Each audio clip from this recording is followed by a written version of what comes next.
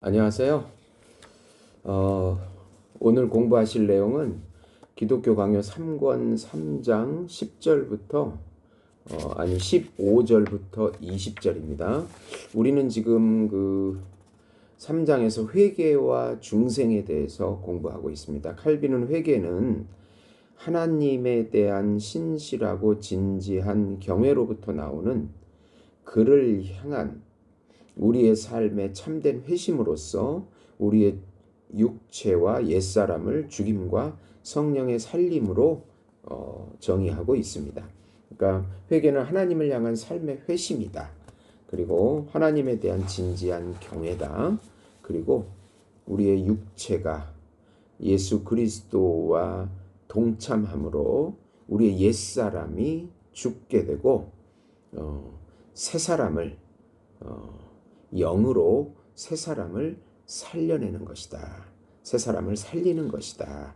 예, 그렇게 그래서 이 회개의 두 요소인 죽음과 살림이 그리스도와 함께 죽고 그리스도와 함께 부활하는 그 그리스도의 의의 전가에 따른 성도의 그리스도의 연합에 기초해서 그렇게 죽임과 살림이 예수 그리스도와 함께 죽고 예수 그리스도와 함께 사는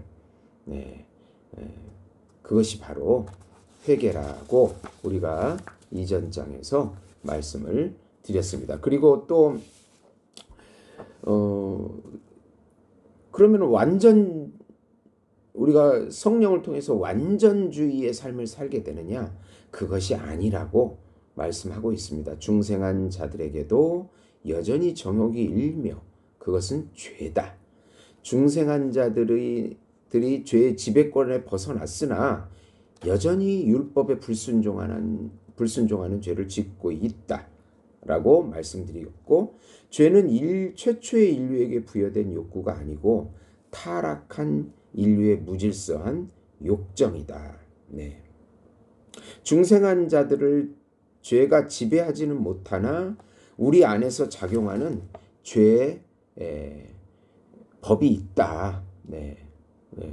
그래서 성령으로 중생하여 성화의 과정에 있는 성도는 여전히 완전한 그 완전주의의 신앙이 아니다. 계속해서 싸워야 되는 죄와 싸워야 되는 그 과정에 있다. 그것까지 말씀드렸습니다. 그러면 오늘은 15절부터 20절인데요. 15절부터 20절인데 15절 먼저 보시면 회개의 7가지, 이제 칼빈은 회개의 7가지 성향에 대해서 말씀하고 있습니다. 네, 회개는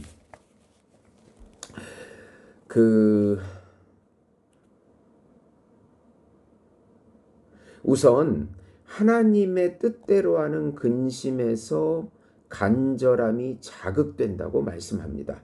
네. 회개의 그 7가지 성향 중에 그 하나님의 뜻대로 하는 근심, 간절함, 그것이 회개의 성향이다. 자기 하나님을 거슬려 죄를 짓는 데 대해서 심각한 불만족을 느끼는 사람은 동시에 그것에 자극을 받아 부지런함과 주의를 더하게 될 것이다. 네. 그리하여 마귀의 함정을 피하게 되고 마귀의 간교에 더 잘 주의하여 대처하며 이후에 성령의 통치로부터 떨어져 나가지 않을 뿐만 아니라 거꾸로 트림을 당해 자만심에 빠지는 일도 없을 것이다. 네. 또 두 번째는 어떤 변증인데요. 이것은 그러니까 자기들이 의롭다고 무죄하다고 변명하는 것이 아니고 자기 잘못에 대해서 용서를 강구하는 가운데 이루고자 하는 정화적인 성격입니다. 네.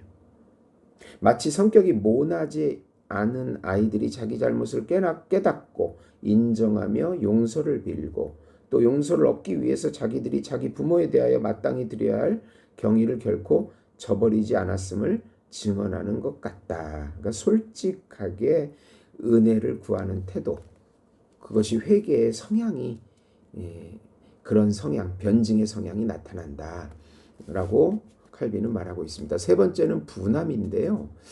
죄인이 자기의 사악함과 하나님에 대한 배은망덕을 인정하는 가운데 자기에 대해서 내적으로 신음하고 자기의 잘못을 지적하며 자기에 대해 분노하는 것, 자기 죄에 대해서 막 분함이 일어나는 거예요. 예,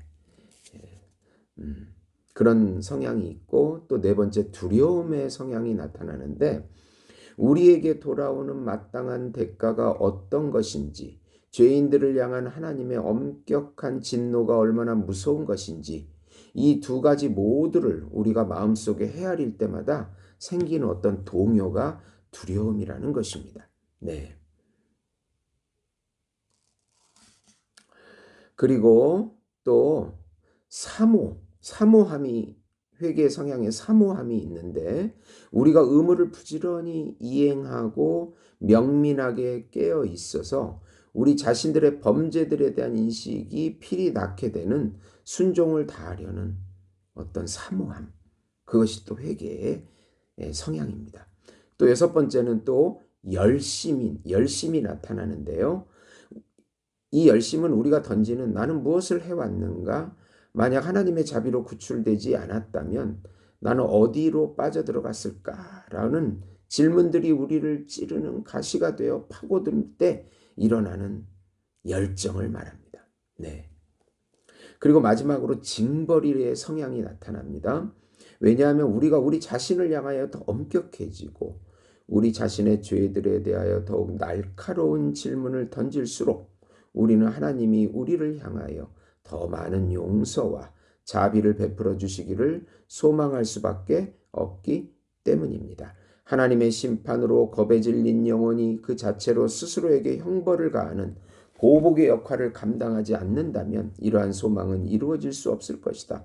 말할 나위도 없이 경건한 사람들은 부끄러움, 혼란, 신음, 자기 자신에 대한 불만, 그리고 범죄들을 진지하게 인식함으로써 생겨나는 다른 정서들이 어떠한 종류의 형벌인지를 경험하게 된다.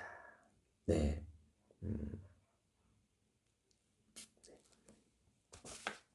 그래서 이럼에도 불구하고 우리는 사도의 명령에 부합되게 죄인으로서 우리 자신에 대해서 염려하기는 하되 지나친 공포에 중압돼서 피곤하며 낙심하지 않도록 항상 깨어 있어야 한다. 히브리서 12장 3절입니다. 왜냐하면 회개를 통해서 우리를 자기 자신에게로 부르시는 하나님으로부터 우리는 어떤 방식으로 도망치게 되기 때문입니다. 회개함으로 그 공포로부터 형벌로부터 자유함을 얻게 된다. 그런 뜻입니다. 네. 16절 보시면 그러면 내적이고 외적인 회개의 열매들입니다. 그러니까 외적인 회개의 열매도 있고 내적인 회개의 열매도 있는데 네. 하나님을 향한 경건과 사람들을 향한 사랑의 의무들 그리고 이 세상 삶 전체 가운데서 거룩한 순수함이 바로 그것들입니다. 하나님의 법을 규범으로 삼아 자기의 삶에 대한 질문을 던지는데 더 많은 열의를 쏟은 사람일수록 자기의 회개에 대하여 더욱 확실한 표징들을 보여주게 되는 것입니다. 네. 그러므로 성령은 우리를 권고하셔서 회개에 이르게 하심에 있어서 아주 어떤 때는 율법의 가르침들 각각을 어떤 때는 두 번째 판의 의무들을 환기시킵니다. 그러나 다른 본문에서는 성령은 먼저 우리 마음의 원천에 도사리고 있는 불결을 저주하신 후에 신실한 회개를 권하는 외적 증언들로 나아가신다. 예. 내적으로 외적인 회개의 열매보다 내적인 회개, 내 마음의 회개가 더 중요하다고 칼빈은 강조합니다. 네.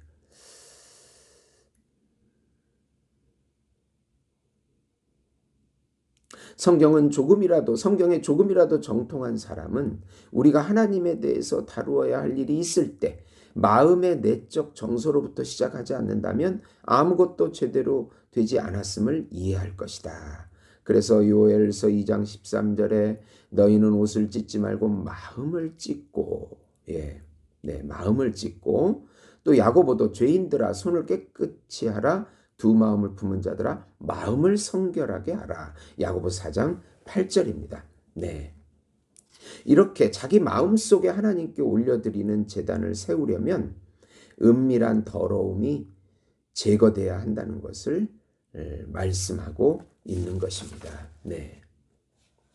우리는 또 외적인 그런 증거들이, 훈련들이 있습니다. 회개의 열매들의 훈련들이 있는데 이것 자체는 참 공적으로 회개에 대한 증명이 됩니다. 고린도후서 7장 11절인데요. 이것들은 바울이 전하는 징벌로부터 생겨납니다. 왜냐하면 고통당하는 마음에 고유한 것들은 어떤 비탄, 신음, 눈물 가운데 있는 것, 화려함 및 어떤 종류의 호화로움으로부터 도망치는 것, 모든 환락으로부터 멀어지는 것, 네, 이런 외적인 열매들이 있습니다. 그리고 육체의 반역이 얼마나 대단한지를 경험하는 사람은 그것을 가로막는 모든 처방을 찾는 것입니다. 네. 게다가 하나님의 의를 거역하는 것이 얼마나 중요한지를 잘 생각하는 사람은 자기의 겸손한 가운데 하나님께 영광을 돌릴 때까지 편안하게 쉴 수 없을 것이다. 네. 이런 외적인 회개의 열매도 참 중요합니다. 그러나 칼빈은 여기서 이것이 너무 지나치다. 네. 오히려 그들은 저 육체적 훈육을 지나치게 광요하고 과도한 찬사를 더하여 권함으로써 결과적으로 일반 사람들이 한층 더한 열의를 갖고 그것을 받아들이게 했어요. 오히려 외적 열매에 더 포커스를 두고 행하게끔 했다 이것입니다. 그러면서 마땅히 해야 될 마음을 찢고 마음의 회개의 열매는 어느 모로 희미해지게 만들었다. 네.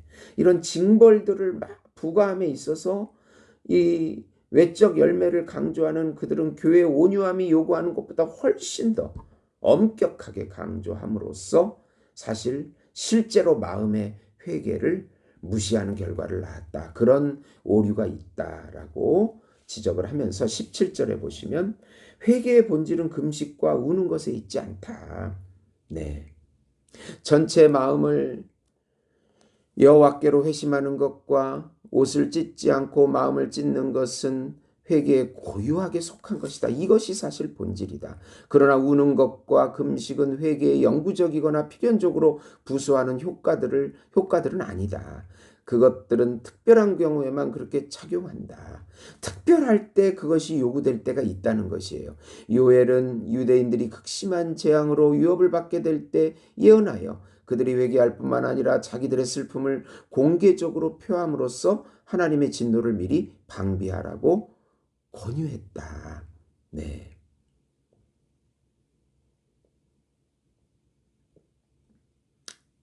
여호와가 우리에게 위험을 드러내실 때에는 자기의 보복을 위한 준비가 되셨으며 일종의 무장을 갖추셨음을 선포하는 것이다. 그러므로 선지자가 여호와의 백성에게 우는 것과 금식하는 것을, 즉 범죄자들이 비탄한 모습을 보일 것을 권고한 것은 잘한 일이다 이거예요. 예. 왜냐하면 그가 바로 앞에서 전했듯이 그들의 악행들이 하나님의 신문을 받도록 결정되었기 때문입니다. 네. 같은 취지로 오늘날 교회 목사들도 자기 백성의 모기에 파멸이 드리운 것을 볼 때, 하나님의 심판이 다가왔음을 볼 때 금식하는 것과 우는 것을 재촉하는 것은 나쁘지 않다. 다만 이전보다 더 마음을 기울여 깊이 창념하는 가운데 노력을 경주하면서 옷을 찢지 말고 마음을 찢고 회개하도록 촉구하는데 주안점을 두어야 한다. 그것이 본질이기 때문에 그렇습니다. 의심할 바 없이 금식은 항상 회개와 부착되어 있는 것은 아니지만 특별한 재난의 때에 맞추어져 있습니다. 그리하여 그리스도는 자기를 빼앗길 날이 올 때까지는 금식으로부터 자유롭다고 사도들에게 말씀하시면서 회개를 애통하는 것과 관련 지으십니다. 네, 칼빈은 지금 공식적인 근심에 대해서 말하고 있습니다. 왜냐하면 전 생애를 통하여 검소함과 술 취하지 않는 절도를 보유하는 경건한 사람들의 삶은 그것 자체가 계속적인 금식처럼 나타날 것이기 때문입니다. 네. 그래서 그래서 칼빈은 두 가지 회개를 두 가지로 나눕니다. 18절 보시면 특별한 회개와 통상적인 회개입니다.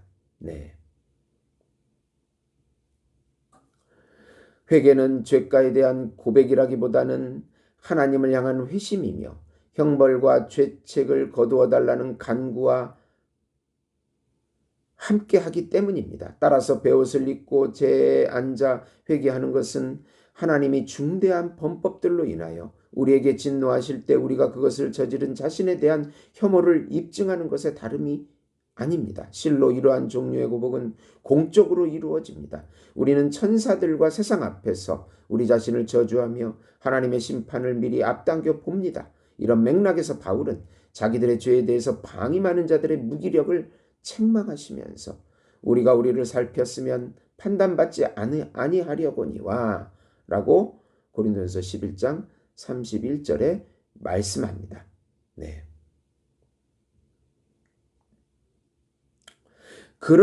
그러면서 또 우리는 우리가 하나님께 사적으로 고백하는 것이야말로 참 회개의 일부로서 빠뜨릴 수가 없다. 계속해서 늘 고백해 나가는 거. 왜냐하면 우리가 기고만장에 떠버리고 있는, 그리고 빛으로 드러나지 않도록 우리가 위선적으로 은폐하고 있는 죄들을 하나님이 모른 척 해주신다는 것보다 더 이치에 맞지 않는 일은 어디에도 없기 때문이다. 우리 안에 숨은 죄악들, 그런 사적인 고백들, 이것이 참회개에 반드시 들어가야 되는 부분이다. 네, 그래서 특별한 회개, 그리고 통상적 회개. 네. 다윗은 그 좋은 예인데요. 그는 최근에 저지른 악행으로 인하여 수치를 느끼게 되자 심지어 어머니 몸에 있었을 때 자기의 모습이 어떠했는지조차 자세히 살펴보고 난 후 그때에도 자기는 육체의 욕정으로 인하여 부패하고 전염되었다는 것을 시편 51편 3절과 5절에서 얘기합니다. 이렇듯 그는 자기 죄에 대한 비난을 경감시키려 하지 않습니다. 많은 사람들이 군중 속에 자기들의 모습을 감추고 다른 사람들을 자기들의 죄에 연루시켜 자기들은 형벌을 받지 않고 모면하려고 하지만 그는 전혀 다르게 이를 대처하고 있습니다. 네. 이렇게 우리는 계속해서 회개에 힘써야 합니다. 네. 이는 모든 성도에게 주어지는 명령입니다. 이러한 회개는 마치 죽은 자들이 깨어나듯이 하는 회개와는 구별되어야 합니다. 죽은 자들이 깨어나듯이 하는 회개는 치욕스럽게 나락으로 떨어졌거나 고삐가 풀려 방자히 죄를 짓는데 각자 자신을 던졌거나 하나님의 멍에를 내팽개치는 모종의 반역을 꾀했던 사람들이 돌이킬 때 하는 회개입니다. 네.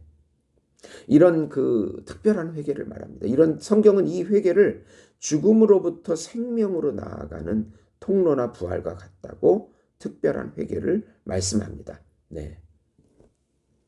또한 성경은 또 여러 곳에서 백성이 회개했다고 하는데 그들이 우상 숭배와 다른 흉악한 범죄들로부터 돌이켰음을 의미합니다.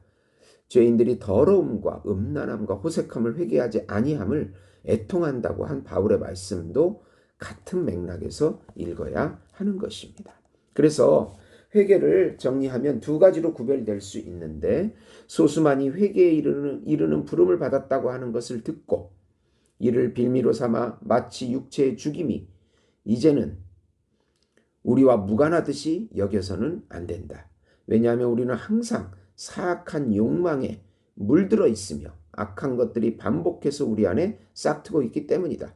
그러므로 하나님에 대한 두려움을 빼앗기고 마귀가 치명적인 덫에 걸리게 한 어떤 사람들에게만 강요되는 특별한 회개가 본성의 타락으로 말미암아 전생에 동안 우리에게 부과되는 통상적 회개를 제거할 수는 없다.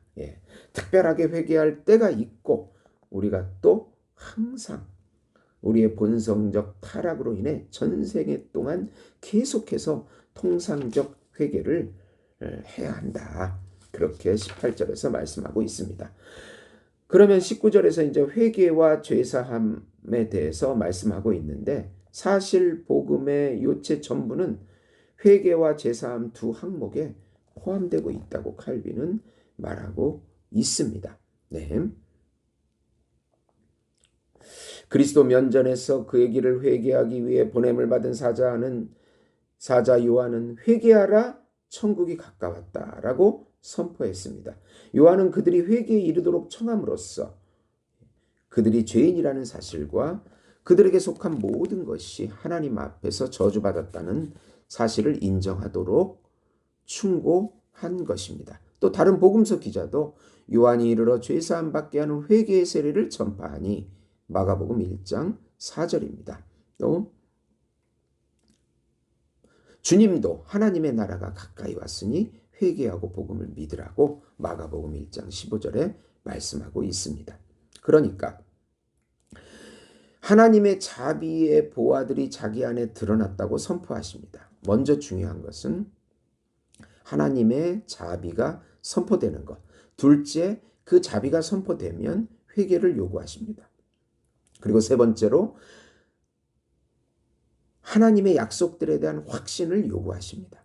그러므로 복음의 요체 전부를 망라하여 간략하게 표현하기를 원하셔서 자기가 고난을 받고 요거 구절은 누가복음 24장 26절인데요. 누가복음 24장 26절. 네.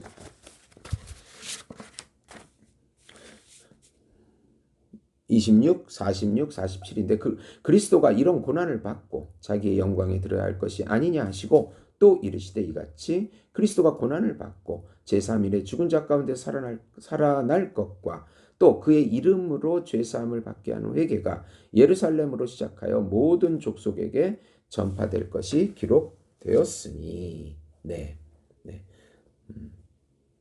이렇게 그리고 또 사도들도 선포를 합니다. 사도행전 5장 30절 31절 보시면요. 너희가 나무에 달아 죽인 예수를 우리 조상의 하나님이 살리시고 이스라엘에게 회개함과 죄사함을 주시려고 그의 오른손으로 높이사 임금과 구주로 삼으셨느니라. 네.